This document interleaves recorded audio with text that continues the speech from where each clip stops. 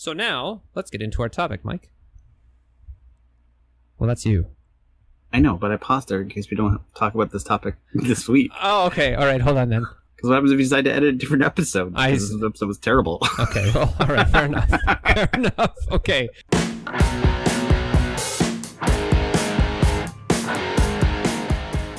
Welcome back to Poutine Politics, Canadian issues served with cheese curds. My name's Adam. My name's Mike. And today, Mike, what are we talking about?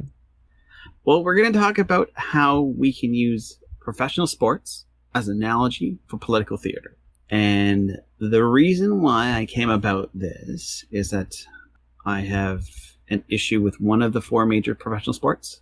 We may get into it, we may not, but that's not the point. I'd like to take a look at the political spectrum that people feel is left and right. It's very misleading to say that you're on the left side or the right side. Okay. And I want to more focus on what I see happening more and more. And to make the political spectrum or the economic spectrum, however you want to, it's really an economic theory. You want to take a look at what the different models are. And you're not right side or left side on economics. That's not how it works. Okay. You have basically four different ways of looking at economy when it comes to the government. You can be a fascist, you can be a communist, you can be a capitalist, and you can be a socialist. And they're different. Yes. Very different. Yes. So, okay. Well, there's some people that would potentially hear this and be like, socialism and communism are the same thing. And it's like, no. Maybe you should read a little more. And people don't right now and should distinct between fascism and capitalism. They're not the same either. No. And the reason why I break it down is usually sports works well because you have a governing body, you have owners, you have players, and you have spectators. And they're easily segmentable, and you can tell where they are, right? So spectators are the source of money in the economics. The players are your workers. The owners are like the businesses, and the governing bodies are the government, so to speak, right? Okay. Yep. That's how it kind of filters down. Yep. Which makes sense, okay? And when you look at a fascist, if you had a pure fascist sports league, what the government would do in that situation, or not the government, the governing body would do in that situation is that they would be directly involved in the business. They would be in cahoots, so to speak, at every step of the manner of all aspects of the business. The businesses would still be able to run. So it's not that they would remove business. No, the business would still be there. So there would be all these different teams and everything like that. But everything that the government could do to make the players not have any say, they can do that because they're the ones controlling the rules, right? Okay. And they would break down every obstacle that they possibly could. So player union, forget it. You're not a players union. You don't need that. And really, fascism, as far as a sportsman analogy, is how it was back before there was unions. Oh yeah, like think baseball before the 1970s, or even hockey. I mean, hockey, it was the control was in the team, was in, I guess, maybe a little more of the teams than the governing body, but even still, it was like you'd get signed to a team when you were like 12, and they controlled you and could very well control you for your entire career. And as a result, you had very little option in regards to how much you were going to get paid, or trying to find other, trying to go out as a free agent. Essentially, free agency was basically non-existent before the unions came into play. That's right. Now, if you want to do a pure communist standpoint, this is the difference between communism and fascism, okay? So in communism, no one gets paid. Okay. The reason why you go and play, like players go and play, is to benefit the overall game. Like they're going for their free will. They're going to play as hard as they can because they want to better the particular sport that they're in. Okay. That's what they get from it. And also the businesses, so the owners, they don't get anything either because everything goes to the governing body. Okay. Right? And the governing body job is to make sure that the business and the players run as best as they can, but they don't pay them anymore. We're just going to take care of all your needs and you just go. Okay. Does that sound fun? Right? I think in the communist situation though, I think the owners would get something because, like, let's to compare it to pure communist. Yeah, I guess pure. Okay, I guess ideal. Yeah, okay, fair enough. Not ideal. Because I was going to say, like, let's say if you were going to compare it to Soviet era Russia, right? Like, I mean, obviously the government had the control, but then some of the business owners, the oligarchs, had a lot of control as well, right? Well, no country's ever been a pure fascist. No one's ever been a pure communist. No one's ever been a pure socialist, and no one's ever been a pure capitalist. Right. Okay. You just can't do it. Right. It just doesn't work. Things don't work that way. Right. Right. So that's why. But a pure communism, that's how that would work, right? Like everyone would just show up. You don't get paid. They just take care of your needs. Okay. Fair enough. They take care of your expenses. They just don't pay you anything. Right. Okay. Yep. So in a pure socialist society, everyone gets paid the same. Right. Okay, they don't take care of your expenses. They just pay you all the same. So the owners get paid the same. Every person on the payroll gets paid the same. Nobody gets any incentives to do anything better. You all are the same. Top to bottom. You're all going top to bottom. Yep. Everyone gets paid. And that's the difference between communism. Communism, they can use incentives for expenses to better incentivize people. But whereas in pure socialism, everyone gets paid the same. Right. Every single person. Okay. Yep. And in capitalist society, well, that's just everybody can make anything they want to. There is no regulation. There is no rules. The government basically doesn't exist. Right? Yeah. Like in a capitalist society, the government doesn't exist. In a fascist society, the government controls and influences the business. The government is the only thing, basically. Yeah, right? Like, and that's the difference, okay? So it's not that the government disappears. It just, in a capitalist society, the idea is just to remove all government, like that don't have any regulations of any kind. Right. So that would be, the owners could do whatever they want, not do whatever they want, but they could just pay them whatever they wanted to, and there would be nothing to stop them from charging whatever they want to and everything like that. There would be no regulations of any kind. No salary caps. Well, salary caps. Right? So that's the big, like that, and the difference between fascism and capitalism is that the fascism, the government does go in and prevent things, whereas in capitalism, there's just nobody there, right? They're non-existent. Right. And the reason why I want to bring this up is because whenever I hear conservatives saying, I want deregulation and I want to help business, that's a fascist idea. Okay. Let's be clear on this. That's not a capitalist idea. That's a fascist idea. If you want to help business, you're talking about fascism. If you want government to help the business, that's fascism. Capitalism is not helping the business. Okay. It's letting that business sink. And that's always been my attitude towards right things. Like when the big motor crisis, like when all the cars were about to go under and like GM, Ford, and all them were about to get sunk, I was like, sink them. Oh, you're talking about back in 2008, like with the financial crisis in general. Yeah. Yeah. Bail them out. Too bad for you. Like that's my capitalism. That's my capitalism. Like too bad for you. Goodbye. Yeah. Well, and it's happening again now, right? I mean, as soon as the whole like all the lockdowns and closing countries and borders and stuff like that started happening, it's the airlines and the cruise ship economy. It's like it all of a sudden now less than 5% of the people that were traveling are traveling, and the airlines are like, we need bailouts, and it's like, well, that's not capitalism then. I mean, if you need money from the government to survive, that means you've done a poor job with your business. If you've done a poor job with your business, you deserve to fail. That's what happens to small business. Now, is that harsh language? Yeah, maybe it is. But that's harsh. To me, I would say that's harsh language to someone who runs a small business. But it's still correct.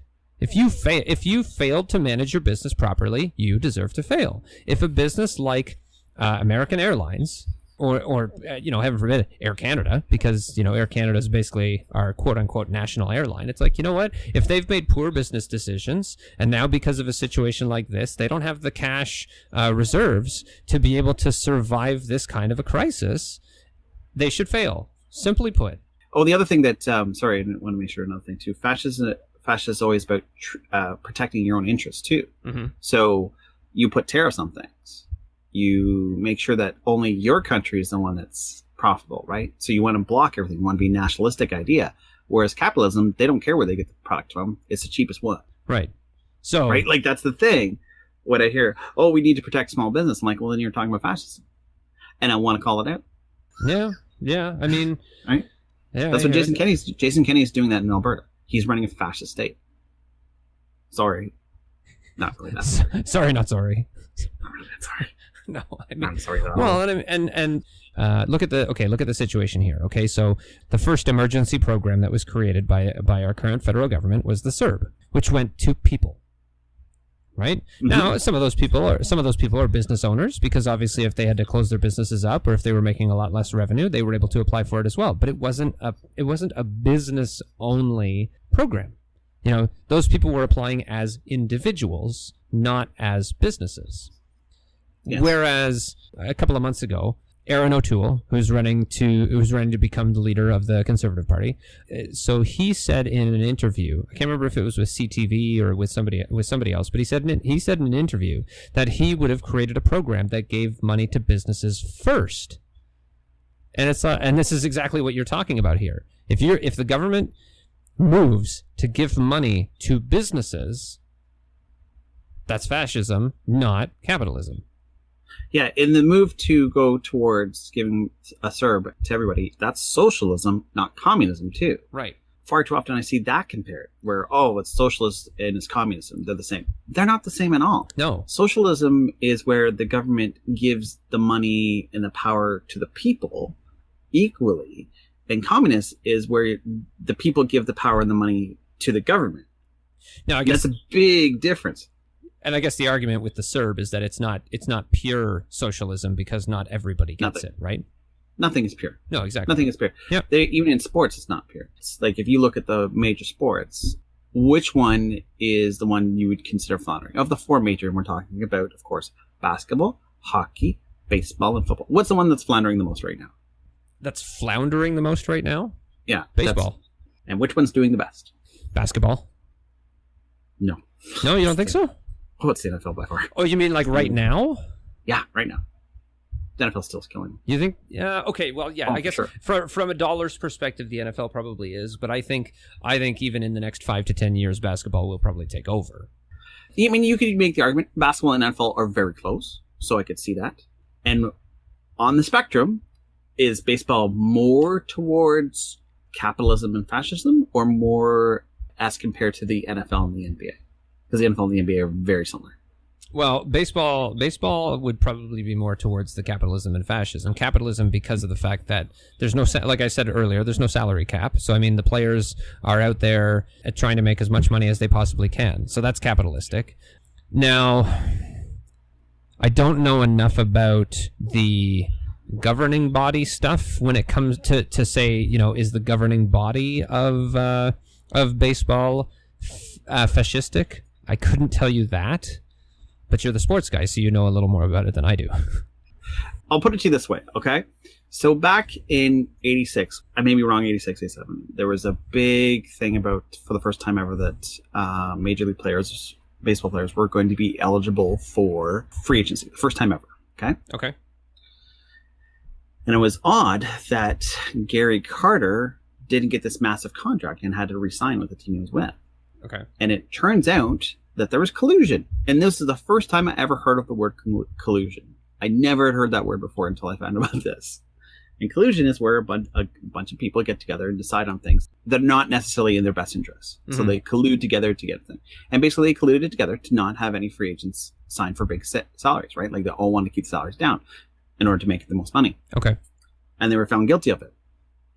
Right. Okay. Yep. I remember. Okay. I remember this. Yep. Okay. Before Rob Manfred, who was the commissioner of baseball? Bud Selig.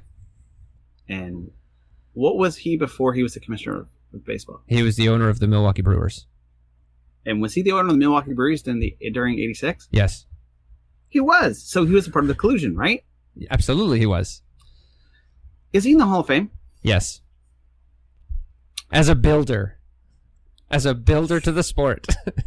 How can he be put in the Hall of Fame? He was found guilty of collusion, yes, of cheating the sport. Yes. And you put him in the Hall. But you won't put Pete Rose in the Hall. Yeah. You won't put Barry Bonds, Mark McGwire, Sammy Sosa, all these players. Roger Clemens. Yeah. Yep. That deserve to be in the Hall based on stats. I don't mean based on whether or not they were cheating or not. Right.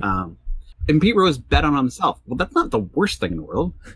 No. Yeah, he bet on baseball, but he bet on himself. So who cares? Exactly. He could have been doing... There are a lot worse things than betting on yourself or betting against yourself.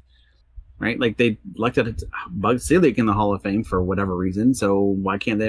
Yeah, it's just absurd. And this is what I mean by the corruption that is in baseball, which is a fascist idea, which is why fascism doesn't work, because it gets corrupted. Right. Okay. Same reason why communism doesn't work is because it gets corrupted. Okay. Because when you have one body that controls everything, it's human nature for people to skirt and cheat the system. The same reason why a speed limit at 100, no one does 100, everyone does more than 100 because they don't think that the rules apply to them necessarily, and they cheat the system. Yep. Right? Yep. It's a fallacy that everybody has, and I'm not going to sit here and pretend that I don't have the same fallacy, because I do. But, it is what it is. And the other thing, too, about baseball, when baseball season starts, okay, within a month whether or not your team is going to do anything. Oh, yeah. So for a good portion of the year, your team is literally doing nothing. They're just playing at the stretch. Yep. Which is why baseball is incredibly boring. One of the reasons why. It's not the only reason. One of many, but... And the reason being that is because when you compare the payrolls, right? Like the Pittsburgh Pirates payroll might be 50 million. The New York Yankees is 200. But the salary cap in baseball is just such a useless measure, because like, for instance, the Yankees, they can just pay it, like, okay, we'll pay whatever it takes, we don't care.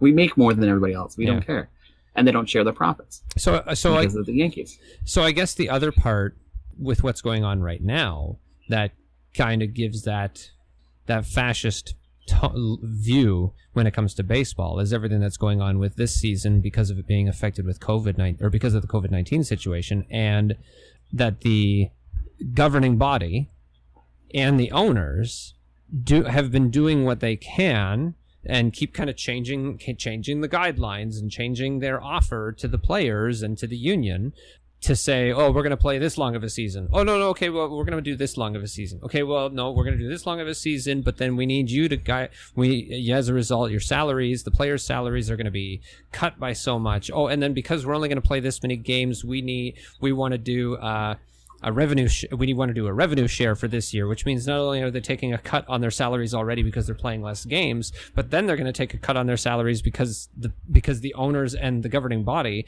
want to do a revenue share in a season where there's going to be so much less revenue because there isn't going to be any tickets. There isn't going to be any paying customers at the gate. Here's what's amazing. F1 figured it out. And it's a very capitalistic. F1 is more capitalistic than baseball is because it doesn't even have a salary cap. Yep. It's going to be interesting one in 2021. But right now, there is not a salary cap in Formula One. And they figured it out. And it's the same where it wasn't like that always, which is why baseball is terrible, because who are most likely going to win every year. And I can predict, unless something changes, for the next 10 years, who's most likely going to win. Right. And other smaller markets have no chance. The Baltimore Orioles have no chance. Right. They have to get lucky. And, everyone says the same thing, and this is why it goes back to political theater, is that everyone says, oh, everyone has an equal chance, but they actually don't have an equal chance. No. On paper, they do. The only equal chance they have is that they all play the same number of games, and they all have the same number of players. That's about where the equal chance ends. That's right. And when you have people that are controlling the strings, that's why it's so corrupt. Whereas if you look at football, and even basketball to a degree, now basketball is a little bit of an exception because basketball, you're so dependent on a key person. Right. Like one person can drastically change a team. In football, not one player can make or break your team. No, that's true. One player may be able to put you over the top, so to speak. Maybe the quarterback, you could argue, but even then, But again, but every team, every year, you're one in one or two states, and for the most part, it's usually I'm either rebuilding, and everyone knows you're rebuilding, or I'm trying to make the playoffs. Yeah. And there's more teams that are trying to make the playoffs than are rebuilding. But when they're rebuilding, they're not going, oh no, my team's terrible. They're like, okay, let's see how these rookies are going to do. Let's see how the prospects are going. So there's enjoyment in that. Okay, right? So to go along with the connection to the topic, so if you look at the NFL, if you look at the ownership in the NFL, if you look at the governing body in the NFL, and then like I would say on the player side of things, it's partially capitalistic, but I think there are some players that obviously don't have the same control over their destiny, as it were, as the top tier players do. So would you say that the ownership and the governing body of the NFL is still more fascist than capitalist? Oh, no, they switched to socialism. Okay. Right? It's more socialist than it is more than it is fascism, because the governing body is not propping up the owners and the they're not propping up the owners and making the players' lives miserable. No, what they're doing is they're sharing all the money equally amongst everybody. Okay. And then allowing the players to make more money as compared to what the businesses make, right? Okay. So that's that's way more socialist. But that doesn't mean that it's not capitalist. Like, if you were to put the NFL on something, it would be more on the capitalist side of things. And this is why when people rail against the socialist idea, like, you can have socialistic ideas in a capitalistic framework. Right. Well, fine. That works well. And look at the social programs that that our government offers. Okay, we live in again, obviously not a purely capitalistic society, but we do live in I guess you could say, a heavily capitalistic society, and the government provides these social programs to the people that need them, but tries to keep it relatively equal for those people. So that's, that there's socialist nature there, and there's capitalist nature there. That's right.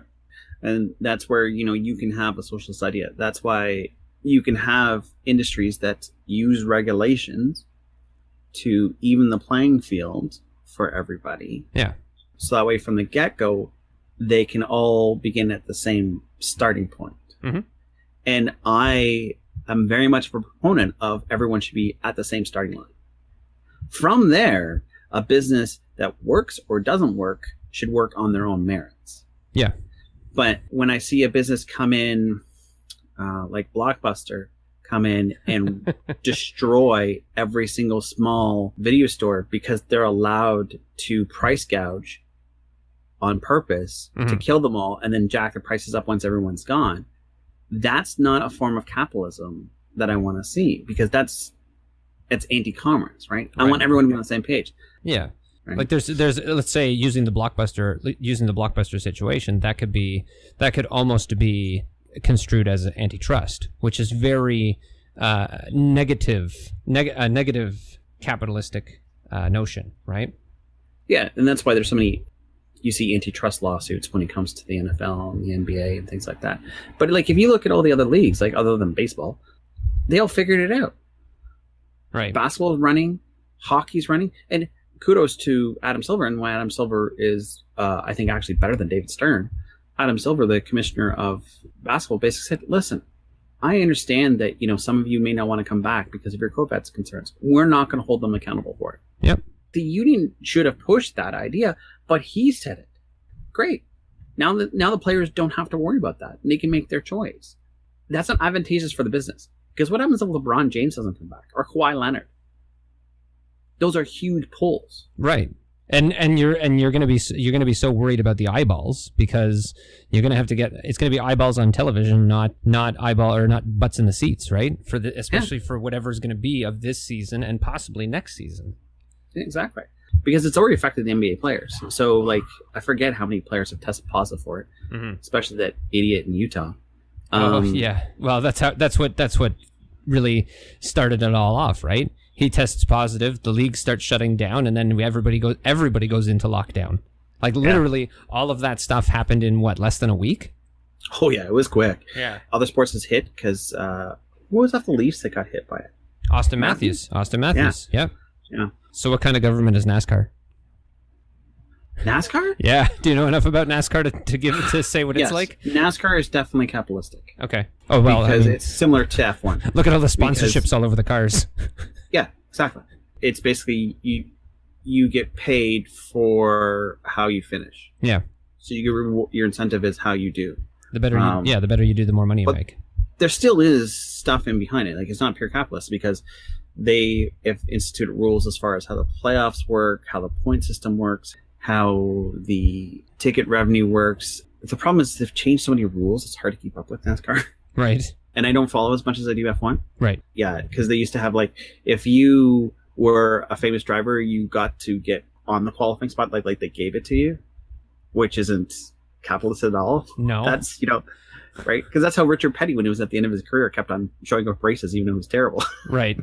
Right. Because he had, like, this legacy and a point system to get them back in the races, right? But the one thing about the capitalistic nature of F1 and NASCAR is if you don't do well, your team folds and no one has empathy for it. Yeah. No, the owners and the governing body are not coming. Well, the governing body, I guess, more so than the owners, but even still, they're not coming along and bailing out businesses that are not succeeding. Whereas in professional sports like baseball, it's not very often that you see a team contract because of financial concerns. Oh, well, and they don't. And this is the thing. This is where, crying wolf in baseball just makes me laugh. Oh, I'm sorry. You're saying that you're not making money each year? That's because you're not including how much you make in appreciation every year. Right. Because the Marlins have had nobody in their stadiums for how long? Yeah. And then they get sold for a record amount? Yeah. Come on. Yeah. How much money did that owner make, even though he was apparently losing money every year? Yeah. By the time he sold the team, he made more than enough back to recoup whatever losses there were. Get a life telling you that they're losing money. Okay. Now I would say the ultimate in that situation in the last, say, 20 years is the Arizona Coyotes in the NHL, and how much the governing body was doing whatever they possibly could to keep that team in Arizona when it was not financially feasible. Yeah, but those are capitalistic markets. Right. I would never say that they're not. The difference is that you could argue about whether or not they're all equal. I would say that hockey is not as capitalistic as, or doesn't have the same rights for the players as basketball or football. Right. Case in point with that, with hockey, with the players, escrow.